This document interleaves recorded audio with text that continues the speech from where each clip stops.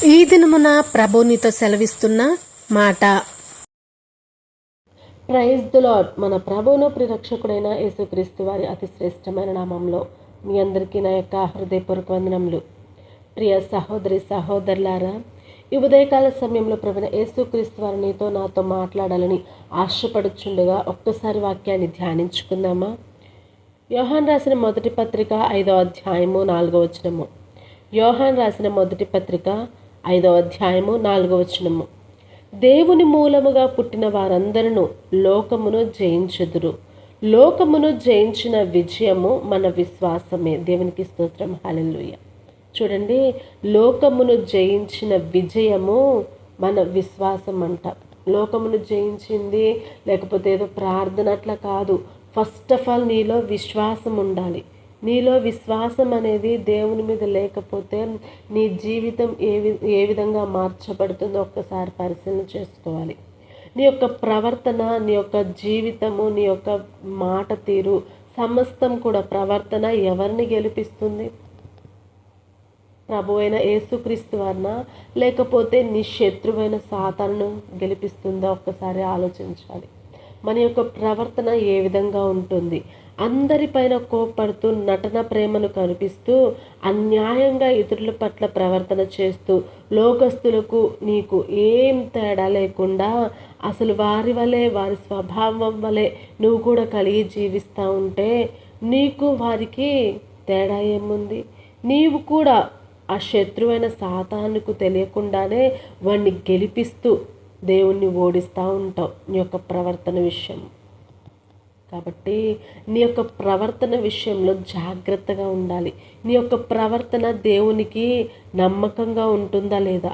లేకపోతే నీ యొక్క ప్రవర్తన జాగ్రత్త పడుతూ ఉన్నావా లేదా? లేకపోతే నీ యొక్క ప్రవర్తన ఈ భూమి మీద జీవించుచున్న ప్రభువైన యేసుక్రీస్తు వారు ఎలా జీవించారు? ఆయన ప్రవర్తన ఎట్లా ఉందో తెలుసా? లోకస్తులందరికీ విచిత్రంగాను వింతగాను అనిపించేది. ఎందుకంటే ఆయన వారందరి వలె కాకుండా, ఈ లోకస్తులందరి వలె కాకుండా పరిశుద్ధంగా జీవించారు.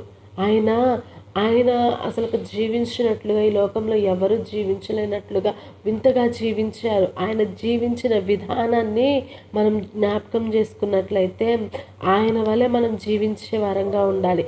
ఆయన పరిశుద్ధంగా జీవించారు. ఎటువంటి వారైనా కానీ సరే క్షమించే హృదయంను కలిగి జీవించారు. ఆయన వలె జీవిస్తే సాతాను ఓడిపోతుంది. మన ప్రవర్తన ఇతరులకు ఆకర్షణీయంగా కనబడుతుంది.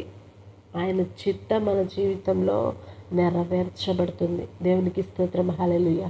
కాబట్టి దేవుడు ఈ లోకంలో ఎలాగైతే జీవించాడో మనం కూడా అలాగే జీవించాలి. లోకస్తులందరూ ఎలా విచిత్రంగా వింతగా చూశారో మనం కూడా అంతే. మనల్ని ప్రేమించిన వారిని ప్రేమించే వారంగా మాత్రమే కాక శత్రువుని సహితం ప్రేమిస్తూ, ఈ లోకస్తులు ఎలాగైతే దేవునికి వ్యతిరేకంగా జీవించకుండా అన్నీ చేస్తున్నారో మనము దేవునికి అయిష్టకరమైన ప్రతి ఒక్క పని, అయిష్టంగా ఉండే ప్రతి ఒక్క పని, ఆయనకు ఇష్టం లేని ప్రతి ఒక్క పని మనం చేయకుండా పరిశుద్ధంగాను, పవిత్రంగాను, నీతిగాను, న్యాయంగాను ఈ లోకంలో జీవించుదుము గాక. Praise the Lord. ఈ యొక్క చిన్ని మాటలు దేవుడు దీవించి ఆశీర్వదించి మన హృదయంలో ఫలింపచేయను గాక. Praise the Lord. ప్రార్థన చేసుకుందాం. ప్రార్థన. సకల ఆశీర్వాదాలకు కారణపుత్రమైన మా ప్రియ పరలోకపు తండ్రి, నీ నామమునకు వేలాది వందనములు, కృతజ్ఞతాస్తుతులు తెలియజేస్తూ ఉన్నాము ప్రభువా.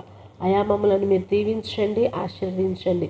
భూమి మీద నివసిస్తున్న పసిపిల్లల మొదలుకొని వృద్ధుల వరకు ప్రతి ఒక్కరికి మీరు తోడై ఉండి నడిపించి సహాయము చేసి దీవిస్తారని నమ్మొచ్చు. చిన్ని ప్రార్థన స్థితి పరిశుద్ధ నామంలో అడిగి వేడుకొని ప్రార్థిస్తున్నాము తండ్రి. ఆమేన్. Praise the lord.